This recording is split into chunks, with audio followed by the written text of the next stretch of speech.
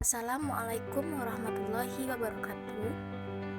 Perkenalkan, nama saya Catherine Mitra Kaprila dari Prodi S1 Kebidanan Universitas Abdurrahman. Baiklah, di sini saya akan menjelaskan tentang perubahan yang terjadi selama kehamilan.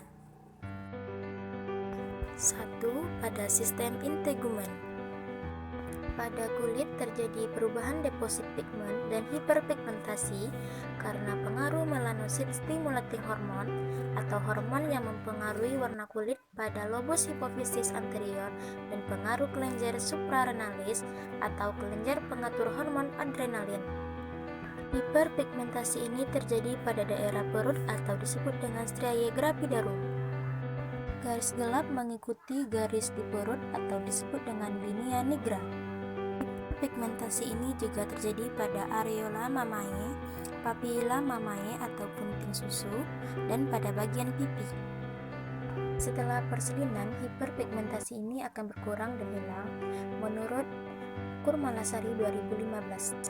2. Pada sistem pencernaan atau traktus digestivus. Salivasi meningkat dan pada trimester pertama mengeluh mual dan muntah. Tonus otot-otot saluran pencernaan melemah sehingga motilitas dan makanan akan lebih lama berada dalam saluran makanan. Ketika kehamilan berkembang terus, lambung dan usus digeser oleh uterus yang membesar. Appendix biasanya bergeser ke arah atas dan agak ke lateral dan seringkali dapat mencapai pinggang kanan. Pada sekitar 15% sampai 20% wanita hamil berniasi bagian atas lambung atau hiatus hernia terjadi setelah bulan ke-7 atau ke-8 kehamilan. Keadaan ini disebabkan pergeseran lambung ke atas yang menyebabkan hiatus diafragma melebar. Kondisi ini lebih sering terjadi pada wanita yang gemuk atau wanita yang lebih tua. 3. Pada sistem muskuloskeletal. Perubahan tubuh secara bertahap dari peningkatan berat wanita hamil menyebabkan postur dan cara berjalan wanita berubah. Peningkatan distensi abdomen yang membuat panggul miring ke depan, penurunan tonus otot perut, dan peningkatan beban berat badan pada akhir kehamilan membutuhkan penyesuaian ulang. Berat uterus dan isinya menyebabkan perubahan pada titik pusat gravitasi dan garis bentuk tubuh. Lengkung tulang belakang akan berubah bentuk mengimbangi pembesaran abdomen. Menjelang akhir kehamilan, banyak wanita yang memperlihatkan postur tubuh yang khas yang disebut dengan lordosis. Sikap tubuh lordosis merupakan keadaan yang khas karena kompensasi posisi uterus yang membesar dan menggeser daya berat ke belakang lebih tampak pada masa kehamilan trimester 3 yang menyebabkan rasa sakit bagian tubuh belakang karena meningkatnya beban berat bayi dalam kandungan yang dapat mempengaruhi postur tubuh.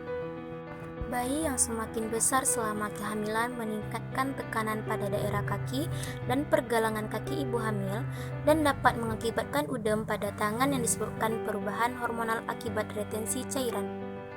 4. Pada sistem respirasi atau pernapasan. Pada kehamilan, frekuensi pernapasan tidak berubah, tetapi ventilasi per menit meningkat 40% karena volume napas meningkat. Hal ini sudah dimulai pada kehamilan 7 minggu. Sekitar 150 mili udara inspirasi tetap berada di saluran napas atas dan tidak terjadi pertukaran gas, menurut Coad dan Dunstal 2007. Wanita hamil kadang-kadang mengeluh sesak napas dan napas pendek. Hal ini disebabkan oleh usus yang terdorong ke arah diafragma akibat pembesaran rahim. Kapasitas vital paru meningkat sedikit selama hamil. Seorang wanita hamil selalu bernapas lebih dalam. Yang lebih menonjol adalah pernapasan dada disebut dengan thoracic breathing. Banyak wanita hamil mengalami dyspnea yang menimbulkan rasa tidak nyaman dan kecemasan, sering pada awal kehamilan sebelum terjadi perubahan dalam tekanan intra-abdomen. Terima kasih dan semoga bermanfaat.